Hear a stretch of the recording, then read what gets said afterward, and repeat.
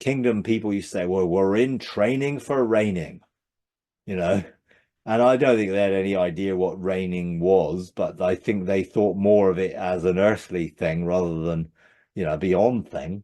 But we are in training, and I think I want to learn and I want to enjoy the journey of learning, particularly when it comes with my dad.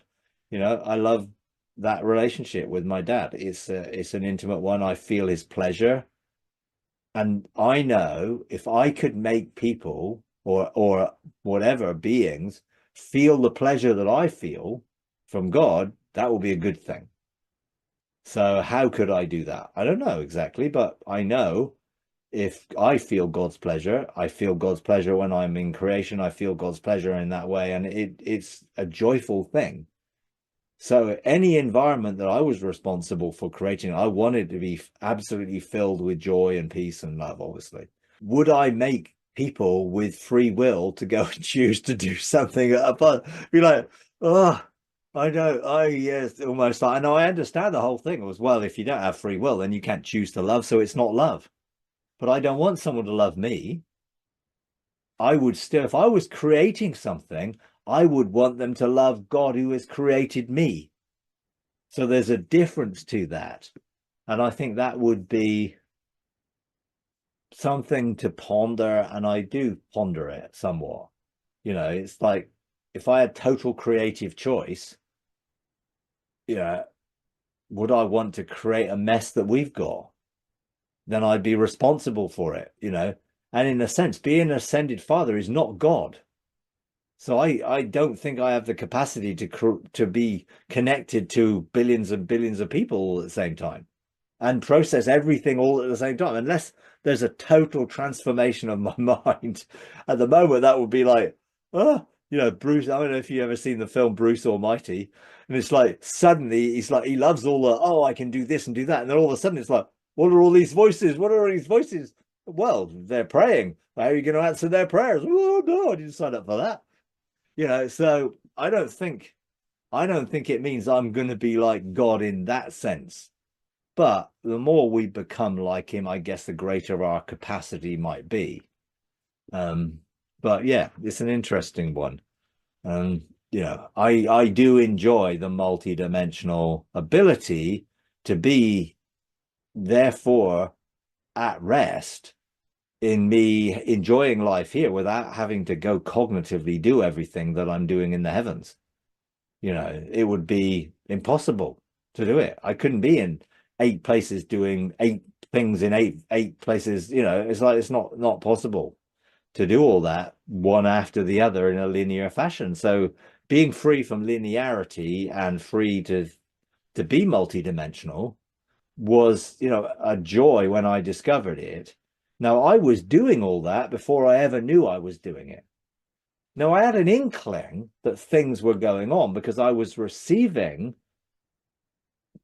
insight, information, revelation from my spirit that was certainly not something I ever remembered engaging in. So I was sort of aware that something more must be going on. But until the Father actually showed me, hey, you're here and this is what you're doing here. And you're also here and this is what you're doing here. And you're also here and here and here. I was like, wow. Now, they were all familiar places. It's not something that was beyond my experience, but actually being in that state of multi-dimensional connection, when God spoke to me about it, it was like, because I think he said, look, you've had a glimpse of these things, but now I'm taking the blinkers off and I want to show you what this reality really is. Then I was like, wow, isn't that awesome? And now I can relax and enjoy being here because I know all of that is being outworked there without me needing to go and, oh, we've got to do this today, got to do that today. It's who I am, which is, I think, what I really discovered. That was the key to it. This is who I am. And, when God says, well, I am that I am, I know that I am who God made me to be. And I only have to be in I am to be able to outwork that. Not I am independent. No, I am in the image of I am.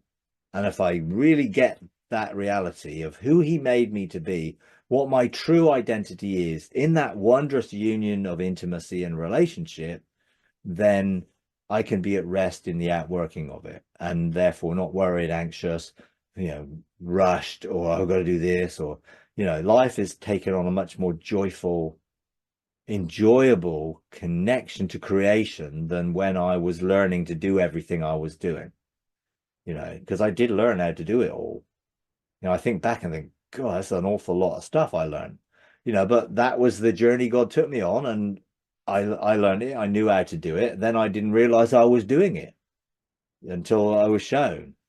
Then it was like, oh yeah, this is how we've got this amazing capacity to go beyond what I could ever have imagined or thought of me trying to do in my own understanding. But I look back and think, yeah, this is the learning process to get me to that place, and I rejoice in that, and I'm very thankful to God for all that he did to bring me to that place where now life is lived in a much more joyful, peaceful, restful way, and I feel that his pleasure in me enjoying life.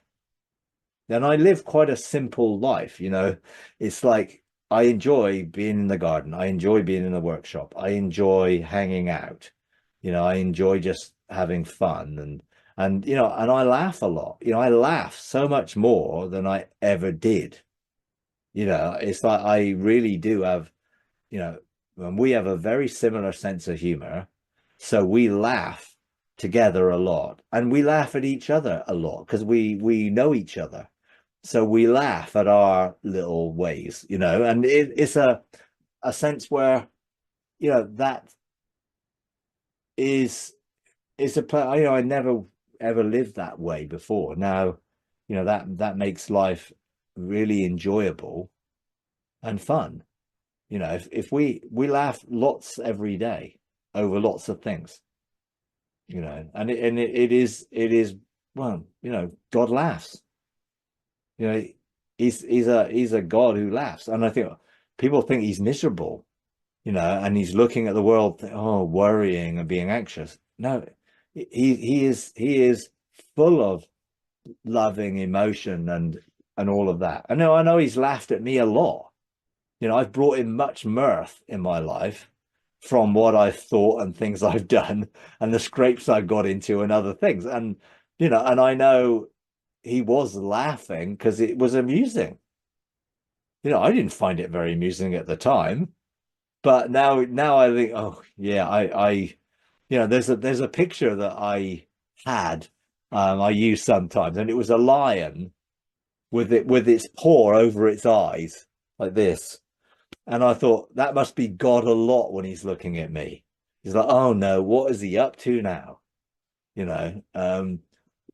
But I think I now feel more and more in tune as I'm sort of more living in a state of that union with God's heart, that it is now more I feel and sense God all the time, which is really, really a joyful way of living, and not something I would have thought possible, because you only know what you know, don't you? So you don't know there's something better until you discover something better. So I didn't know that my life could be like this until I'm living my life like this. It's not something I asked God for, because I wouldn't have known what to ask for. I could have in general terms, I guess, asked, but not in specifics. And now the specifics is something I'm very grateful and thankful for, in living that sort of attitude of thanksgiving and gratitude, because I appreciate it so much, and it is a joyful life to be lived. If you enjoy these videos, would you please take a moment to like, comment, and subscribe? It really does help. Thank you very much.